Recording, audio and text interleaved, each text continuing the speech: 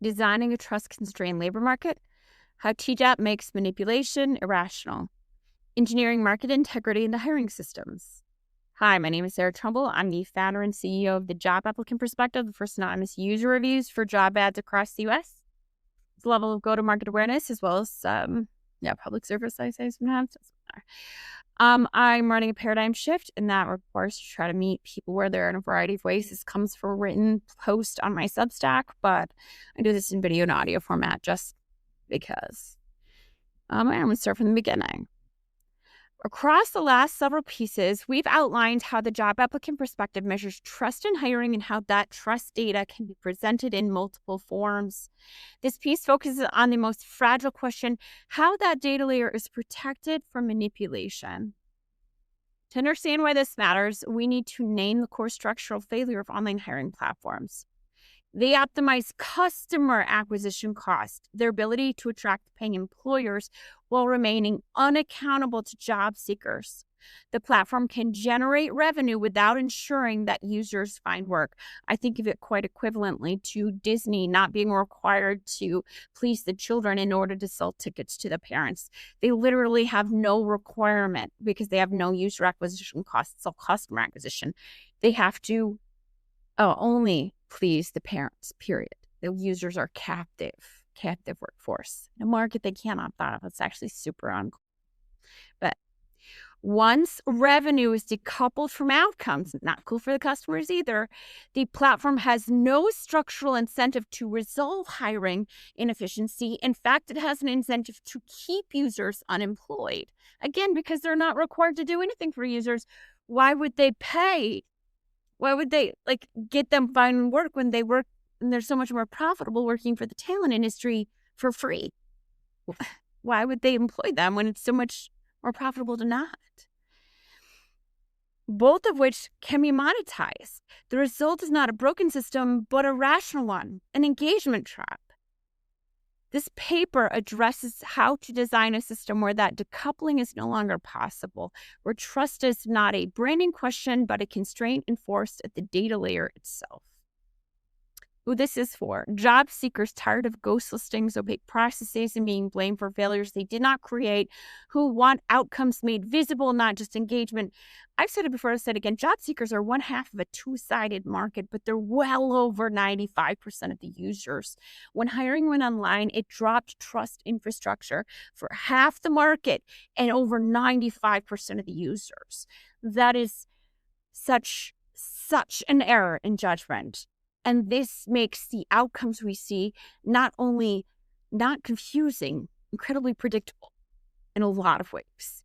But again, we are where we are. So what are we going to do to fix it? Employers who want reliable hiring pipelines and recognize that an efficient market requires trustworthy data. It really does. Data drift is no good for employers either. Makes it terrible to invest in things. Not endless volume noise and churn, especially small businesses. Municipal and civic stakeholders, workforce boards, chambers of commerce, city leaders seeking measurable insight into how hiring actually functions locally, not just how many jobs are posted. How do we know that that's not a scammer that's stealing money from our tax base, stealing homes from people, all that stuff?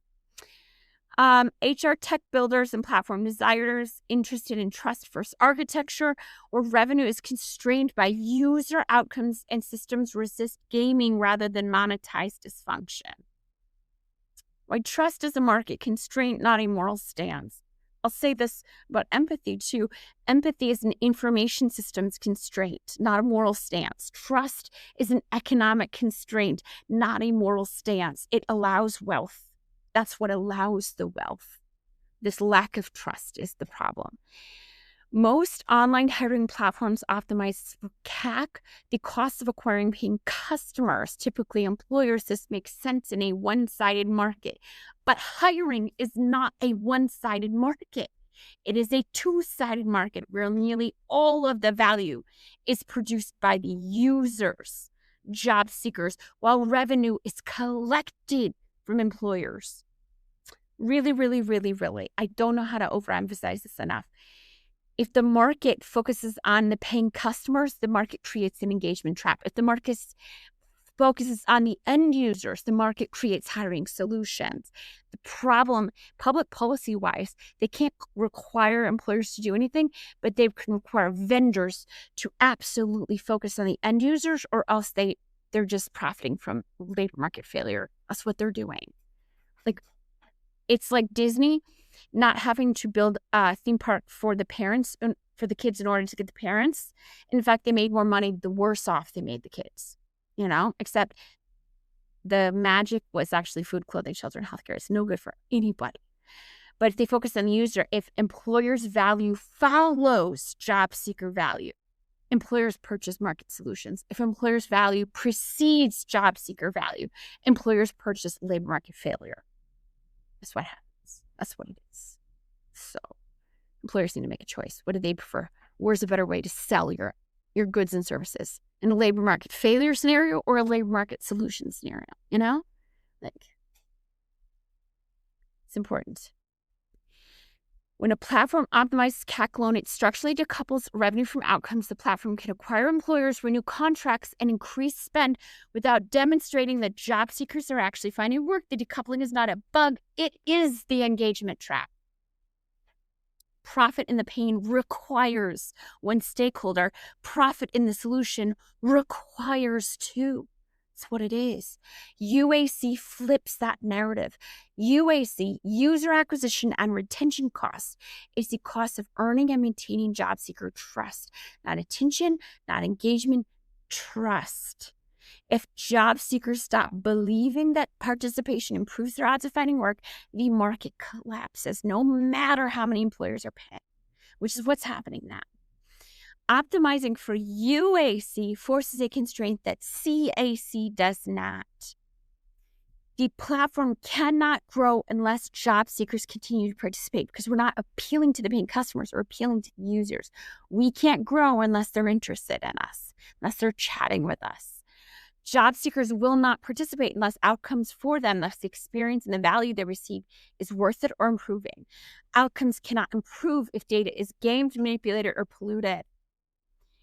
This is why protecting trust is not a moral stance. It is a market integrity requirement.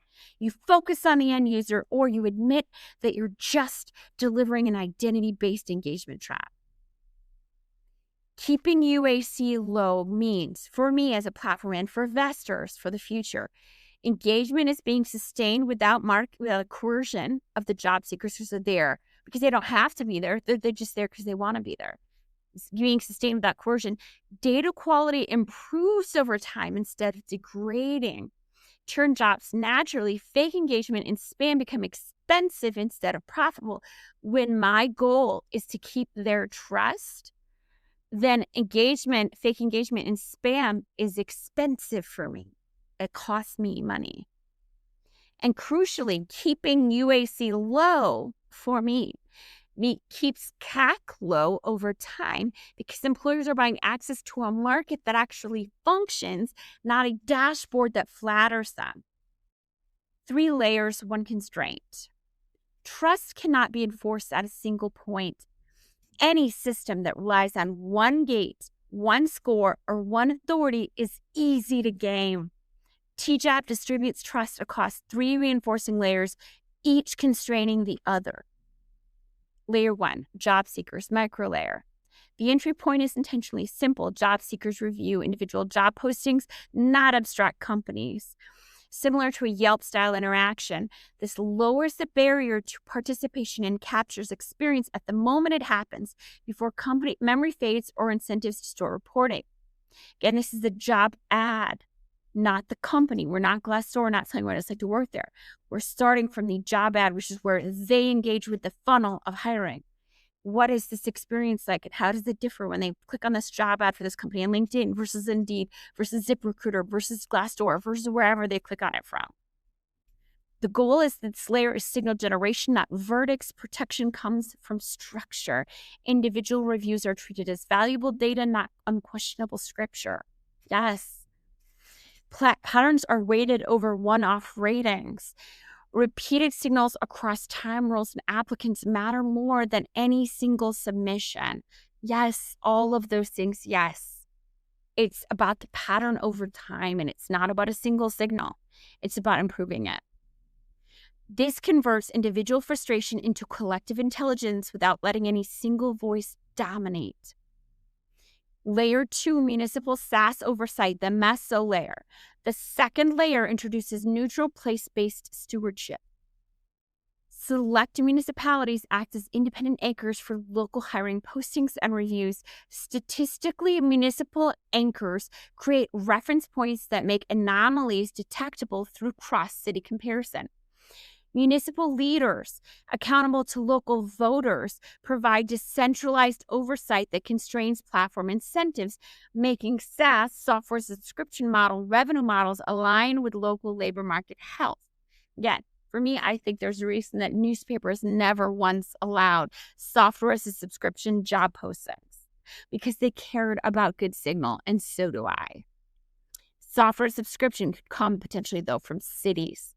Cities have an incentive because they have a structure where the city council, the managers, etc., have other constraints, like, getting voted in and not getting yelled at by their neighbor, their uncle's brother, or whatever it is. One or the other, maybe a little of both, not getting harassed on the street. People who work at big companies are insulated from the impact of their action. People who work in the local municipalities are not in the same way. And it creates an anchor, a geocentric anchor, municipal anchor. So SaaS postings for the city, cities can generate revenue for their city and also set prices in accordance with what works for their businesses in that municipality. And we get SaaS from the city gets SaaS for itself, and we get a data anchor, an insight anchor. Anyway, so comparing city X, which would be SaaS listing city, and city Y, a non-SaaS listing city, we can cross-compare job ad posting volume, review density relative to posting volume, flag odd business practices or review patterns across the SaaS or non-SaaS listings. This layer adds credibility without centralizing control. Again, it's about statistics, getting enough geographic anchor points where, I'm still going to make more money in a pay-per-post scenario than I would in a SaaS listing scenario, but I need some of those SaaS listings because it creates geocentric anchors, polycentric anchors across a certain area. And I got to work with the mathematics people. There's more back in there. But regardless, I work with that guy from Johns Hopkins on that one. That sort of thing, you create, you need enough anchors there. You can start comparing cities with similar size for a similar size in a similar geographic area. If they're two SaaS cities, if it's differing wildly, you can notice it. If they're SaaS and non-SaaS, you can notice it. You can start using statistics to find the patterns of behavior. The benefits: micro layer signals gain legitimacy through aggregation. Municipalities receive actionable insights into local labor market health. Cities gain independent revenue streams via SaaS, not data extraction. Yes. And also cities, people, they still get to have the local newspaper experience where their local coffee shops, their local daycares are all living in one place on theirs, and it boils up to the main area. Instead of having everything at the same level, it makes it so Joe's coffee shop has to compare with everything, when instead it should be visible at this level, but it should be anchored down here. It's friends. Most importantly, municipal anchors create reference points. Let's say cities, the municipalities receive actionable insights into local labor market health, being able to plan for their city boards better. Cities gain independent revenue streams via SaaS, not data extraction, and they could talk about how, they're protecting their residents from, cybercrime this way, because they're helping keep scammers out, identity thefts out, keep people employed. This is how you keep people employed, by fixing the labor market, because the labor market is broken utterly. And most importantly, municipal anchors create for us reference points that make manipulation statistically visible, even in regions that are not SaaS participants. The statistical variation is what we want. The different city sizes and the different geographic areas allow us to cross-compare in a mathematically, statistically relevant way. Gaming becomes harder because bad actors can no longer hide inside the noise. You might be able to get let's say you're really great at manipulation, you get LA to be all manipulated and weird. But then I compare LA to New York to Chicago, and it's really hard for you to get multiple at once without it. The goal isn't to moralize dysfunction, it's to be aware of it so you know what you're looking at and it can help people out around it. Layer 3, reputational infrastructure, macro layer. The final layer operates above individual job ads in cities. Layer 3 takes reputation as a service into helping HR tech companies earn employer purchases by demonstrating the quality of experience they are offering to the workforce on a trustworthy intermediary, TJAP. How the job applicant perspective aggregates cross-validated feedback about hiring infrastructure itself, ATS platforms, recruiters, staffing intermediaries, process vendors, rather than reviewing people. This layer evaluates systems. The output is not star rating, but reputation indices showing how reliably different tools and intermediaries produce respectful, timely, and effective hiring outcomes. This creates structural pressure. Employers can choose HR tech systems based on demonstrated outcomes, not sales claims. Of course, they say they're amazing. Of course, they say job seekers like them. If you ask me, everybody thinks I'm the most beautiful person in the world, too. And everybody wants to date me, and I have $1 million. Or you might want to ask other people a little bit about me as well, because my experience of myself is going to be different than other people experience me. And that's what employers need access to. Vendors are incentivized to improve UX, user experience, rather than market around its dysfunction. Honestly, when blaming and maligning the labor force is more profitable than like evaluating your UX and fixing it, of course they just talk about lazy job seekers and talent shortages. They get to keep their unpaid revenue generators for longer, and they don't have to spend money on the UX. It's about profit with ease. That's it. That's all it is. Bias, inefficiency, and failure modes become visible at the infrastructure level, not blamed on job seekers. Not even saying it's always job seekers. I'm just saying when you only have one person talking and it profits them, it's just a cui bono scenario. Who benefits? Who profits from job seekers being long-term unemployed? It's right there, in the customer acquisition costs and the lack of user acquisition costs, in the fact that an entire $1 trillion year industry, like $750 billion year industry, runs on the unpaid labor of people whose time it utterly erases.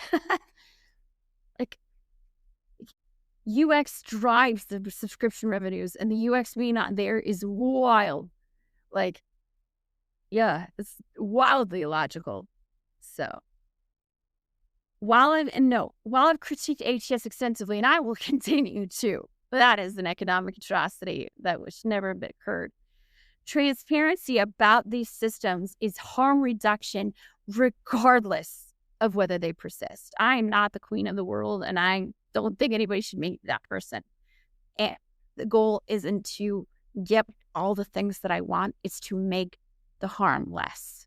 So, why gaming becomes irrational. Most platforms try to fight gaming at the surface level: moderation rules, content policies, AI filters. Those approaches fail because they treat manipulation as a behavioral problem instead of an incentive problem. TJAP takes a different approach, makes gaming structurally irrational. Cross-layer verification at the micro layer, job seekers reviews generate raw signal on their own. Any single review can be wrong, biased, or malicious. That is expected. What matters is that no micro layer signal stands alone. Patterns that emerge at the job post level are continuously cross-checked against municipal level aggregates, regional baselines, historical norms. When anomalies appear, sudden spikes in positive or negative feedback, unusual silence, improbable consistency, they are not judged, they're flagged for comparison. Statistical and geographic constraint. Gaming is easy when a system has no reference points. Municipal and regional comparisons create those reference points. A company's behavior can be compared to peers in the same city. A city's patterns can be compared to similar labor markets. A platform's claims can be evaluated against observed outcomes.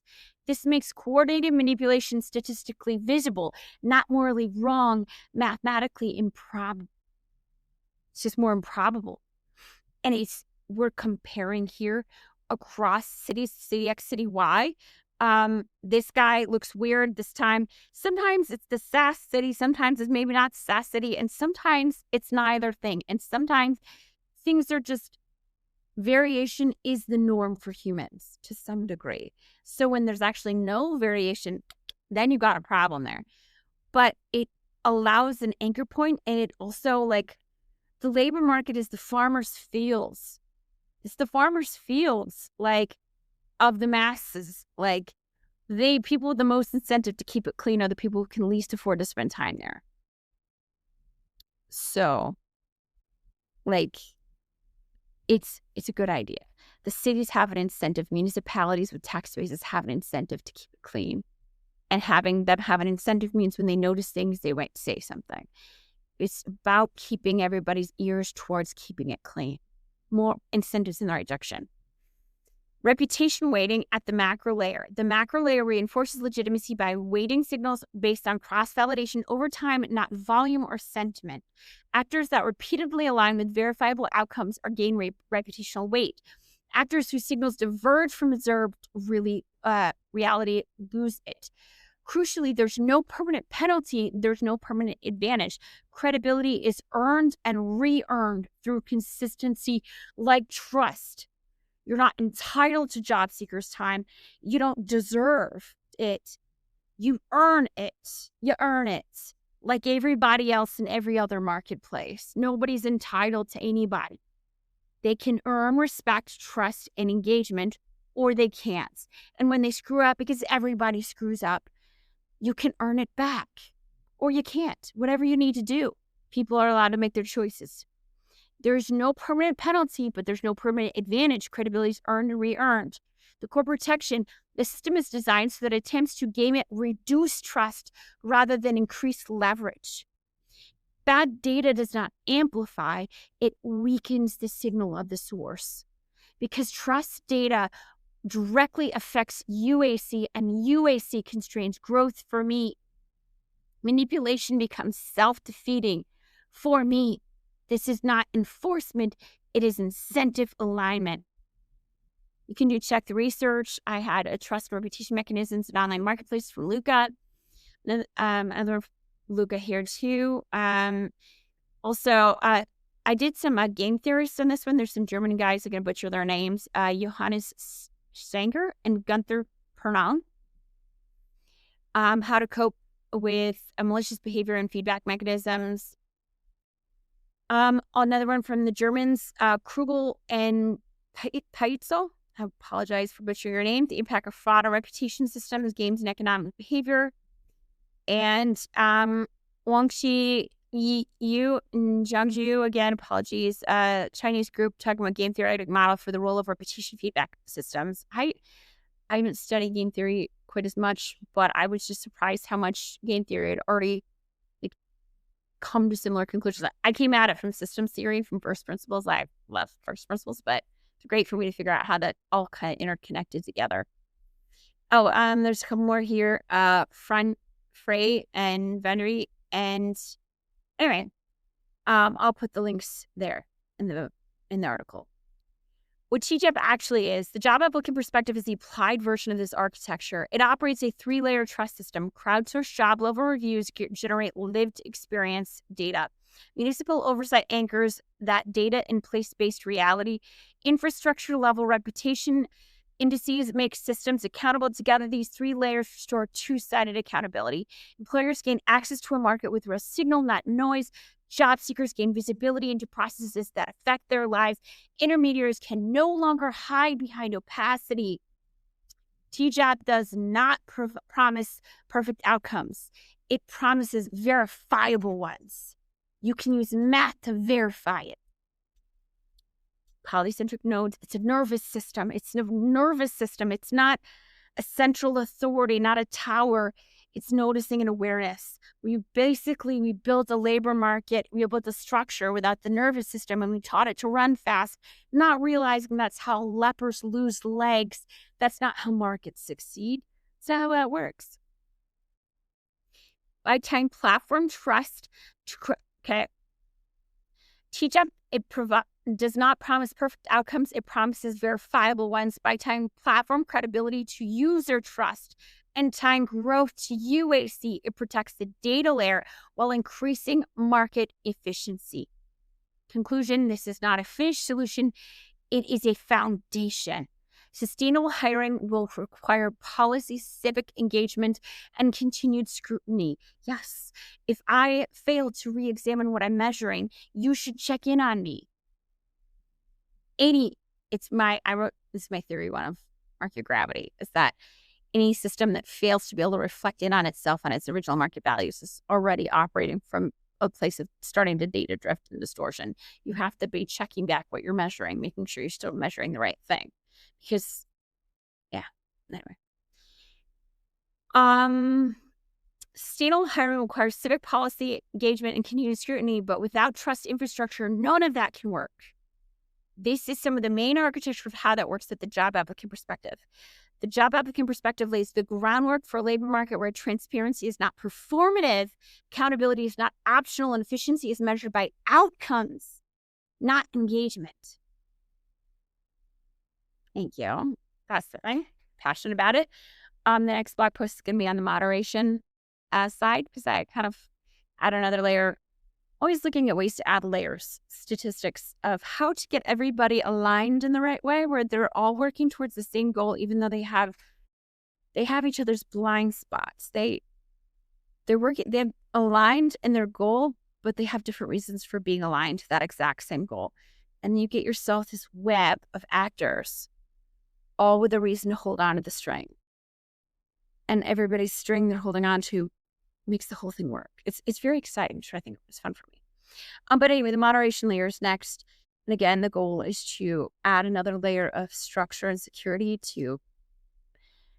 I don't think you can make anything free of the possibility of somebody trying to game it. I think that's the nature of the thing. But you want to make it a little bit permeable to the game so that kind of like you learn what the gamers are doing. Like I actually think that you want to be able to teach the system to learn from the attacks. So it has to be capable of being wounded at least a little bit, but it has to be capable of the wound being visible to other people so they can move around the bad actors and keep themselves safe while the system learns what the harm was so it can protect against it in the future. You're like a nervous system. Like if you're too stiff, you can't move at all. If you're too flappy, you don't protect anybody. You need a level of strength and you need a level of capacity to learn from. Fluidity too. Anyway, resilience. That's the thing. I like a good system. I like a good incentive alignment. Anyway, moderation layer is next. I hope you enjoy. Please like, follow, share, repost, comment below. And I'd be interested to hear from more people. I think this is the foundation of the trust infrastructure that will help protect future systems from gaming. And again, it's talking about the data layer. There's obviously more too, but a basic overview of where we're at. Anyway, thanks. I will see you guys next time. Please be kind to everyone out there. Be kind. We don't have to have tons of money to be kind, It matters. So, thank you.